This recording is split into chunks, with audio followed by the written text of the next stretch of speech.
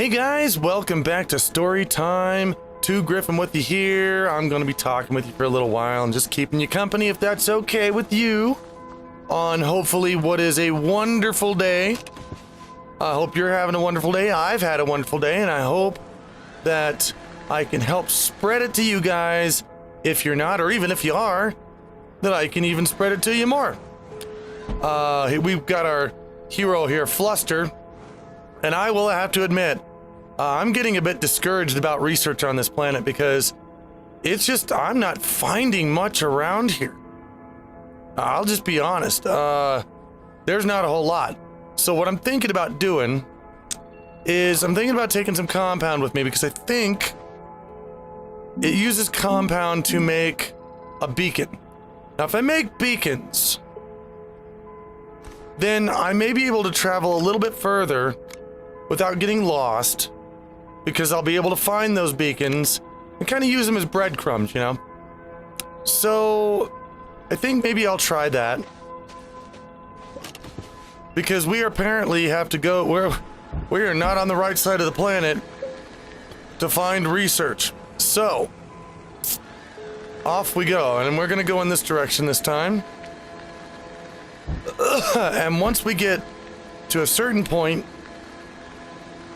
we're gonna make sure that we drop a beacon that we can follow back. I hope this isn't the same way I went last time. I kind of forgot where we were going. Okay, let's go around that or we'll flip over. Oh man, well, hang on. Let's see here. Can we? Yeah, we can make it over this. Just don't fall in that pit. That is a deep pit and we will never get out of that. Okay. We're good. We're good so far. What I may do is oh, wait a minute. This is... Have I been here? Have I been here before? What are you? Are you a thing? No, you're not. You're just a piece of junk. Crap. Well... Darn it. So hard to find research. Let's go in here. Are you in here? Is there anything researchable in here? Please? I'm kind of getting desperate at this point. Oh, what is this? What? Whoa. Went dark there for a second. I thought I was having a stroke. Oh, I see. I just went through the wall. What's this? Oh, it's a seat. I don't need a seat. Alright, I found another piece. God, I forgot how fluorescent this game is. Here's another piece of crashed ship. Maybe, just maybe we can find something we can dig up. And research, please. That would be nice. Are you a thing? Yeah, right there. Oh, you're not a thing. You're just, you're that same piece of garbage. Darn it. I mean, I'm finding a lot of stuff, but none of it's researchable. No. Damn. Nothing in here, right? Nothing under you? Nope. Well, this sucks. While I'm traveling around and looking for researchy things, I'm going to tell you a story. And if you remember a couple of weeks ago, I told you a story about... I went into things that we used to do as kids that really should have ultimately killed us, but somehow didn't. Well, whoa. That's a researchy thing, I think. I just gotta remember the way back to, yeah. I'm gonna go collect this energy, because we're gonna need it.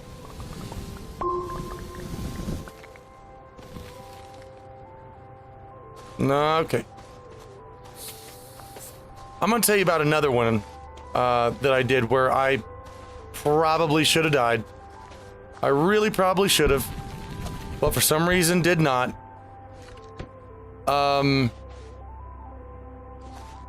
This was a long time ago. This is back in, yeah, this was the 80s, definitely. And you got to remember, this is a time when there was no internet, there was no, no text messaging.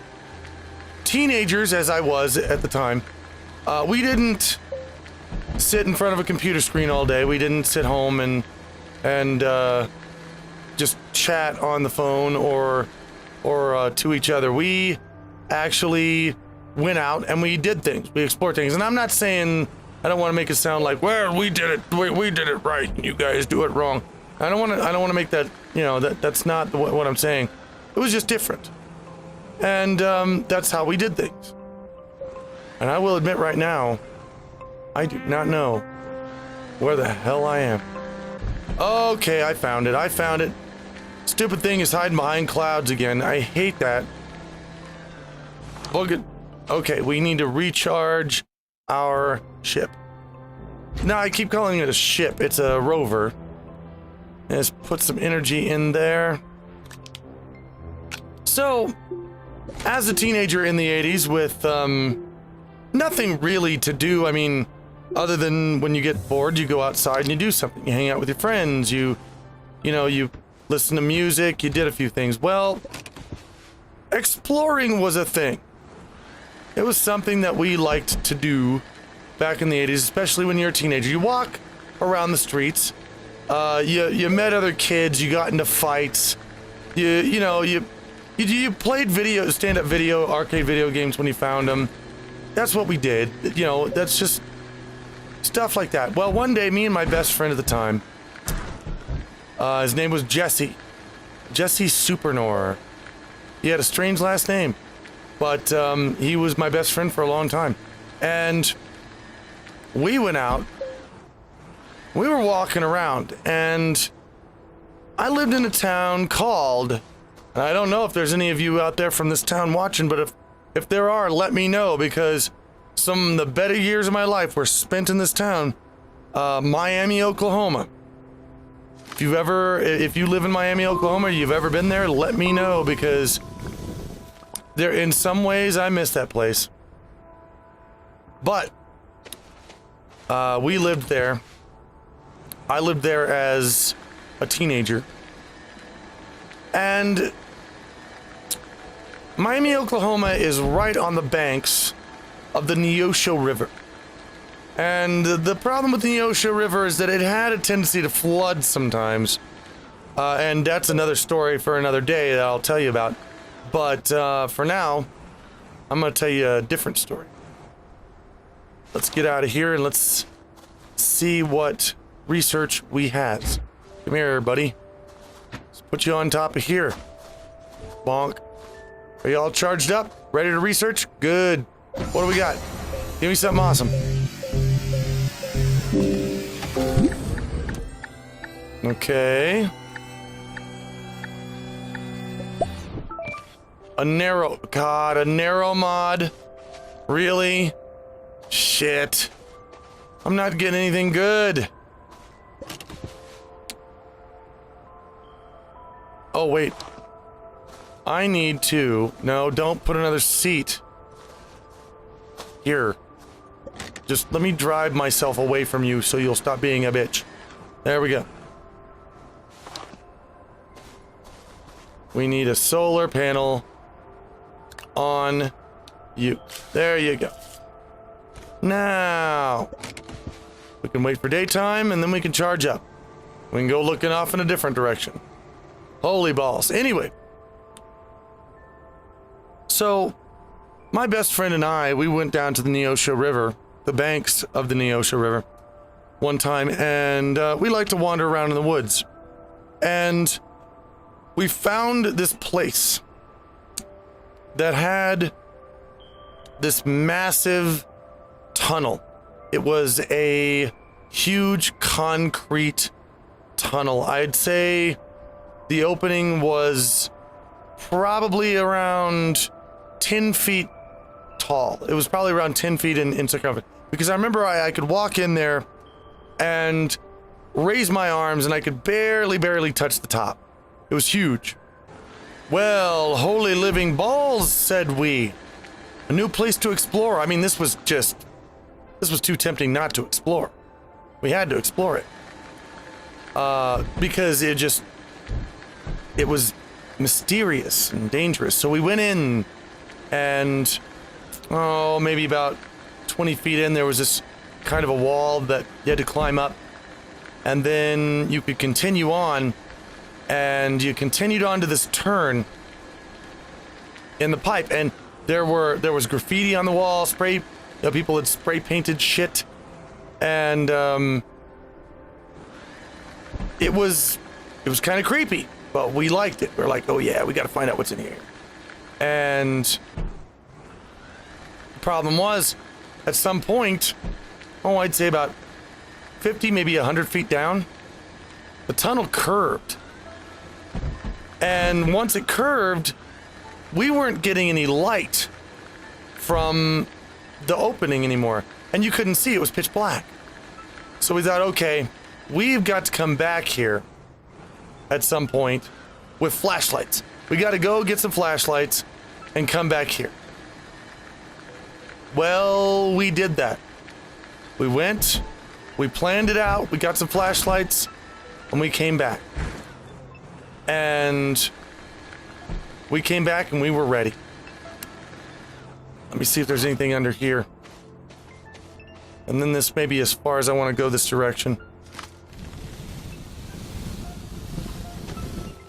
Anything? Hello? I can't see. Too much crap.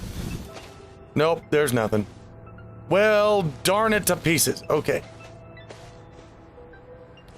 Let's get back in. Let's go back the other way. Let's go back toward base and then look for another way to go. I can't see the base symbol because it's probably under a bunch of clouds. And I don't like the base symbol is under clouds. Why? How can that even happen? So anyway. Whoa. We go in there. Uh-oh. We got a storm coming. Hi, Storm. Can I outrun you? Can I get away from you? I don't think that's gonna happen. Alright, well, we'll sit in here. So, we go in. We get as far as we can see. And then we turn on our flashlights. And we start venturing further into the tunnels. And some of the graffiti started getting creepy. There was creepy phrases written on the wall, and we started considering the idea of, what if there's somebody who lives in here? What if there's dangerous people in here? But that danger just drove us forward, and we wanted to keep going. And every so often, the tunnel would get smaller. It would cramp up a little bit. Pretty soon we were ducking. We had to duck when we were walking. And we were still continuing on. And it curved around every now and then. Sometimes it branched off, turned into a little bit of a maze, actually. We could have gotten lost if it weren't for the fact that it was kind of easy to find your way out based on how big the tunnels were, because if the tunnels were getting smaller, you were going the wrong way. When they were getting bigger, you were coming out. And so we got down, and we were still going forward. And we got to the point where the tunnel was so small that we had to get on our hands and knees and crawl. And then it got even smaller. And we were still crawling through this tunnel. And I can't even estimate how far we went in. We crawled for hours. Well, no, not for hours. But a long time. And just exploring the place and seeing what there was to see. Yeah, I know you're back there. You're just behind a cloud. All right. So at the back, we were in a tunnel that was about at the point where we couldn't turn around. It was so small that we were unable to turn around. And at that point, things got a little bit weird. Here we were, far beyond the point where the graffiti stopped. Where we were in a place where people didn't normally go. You could tell because there was no more garbage, there were no more beer cans, there was no more spray paint on the wall. This was a place that was beyond, where people dared to venture. And we turned a corner into a very small pipe, and we were crawling down this pipe. This pipe had a little bit of water, a little bit of running water in the bottom of it. It was just running between our legs, and we figured, well, shit, I mean, we're already muddy and dirty and got rust all over us from the pipes. We might as well just be dirty, and might as well be wet too. So we just kept on going. And after about 2 or 3 minutes, I noticed that the water level of that little stream was rising. It was getting bigger. It was getting to a point where I had to have my hands in it now. And I stopped and watched it, and I could see it physically rising very fast. And now set in the panic. Because I don't know if you've ever been in closed places, in closed places, or if you have claustrophobia or anything like that. But when you are in a very confined place and you cannot turn around and there's a person behind you, that'll make anybody claustrophobic. You will not want to be in that place anymore. Now, the moment I realized, oh my God, the water level is coming up. And I told him, I said, the water's coming up. We have to get out of here now. And, what is that thing and why is it there? Can I destroy? Destroy? No, cannot destroy. So, we both began backing out of there as fast as we could. And we knew we had a long way to go before we actually before we could actually get out. And the water level continued to come up. Oh, did I find I found a thing. I found a thing. Yay. All right, guys, we found a thing. Give me back my solar panels. We're gonna need energy. I don't think we're gonna get back to base on one charge, but we'll see. So we start crawling out of there like madmen, and the longer it takes, the further we go, the more the water is rushing and rising to the point that by the time we get to the place where we actually can stand up, it can at least crouch, the water was up to our knees. It was about half filling the tunnel. And we were panicked as hell. I never have, been such in a panic, I think, in my life. So, we get to the place where the tunnel is standable distant. It's standing height. And we are rushing out of there. It's waist high. We're having a hard time not being swept away by this rushing water. And finally we get to the end of the tube. We get to the end of this tunnel. And we got out. We ran out and we ran up the hill. Now, the first thing we noticed when we got out was that it was raining. It wasn't raining when we went in. And that's when we realized that these were rain drainage systems. This was the system that the city used to drain the rain away. So all of the rain that was falling all over town. Oh, what is it? What do I get? Medium wind turbine. Well, thank you so very much.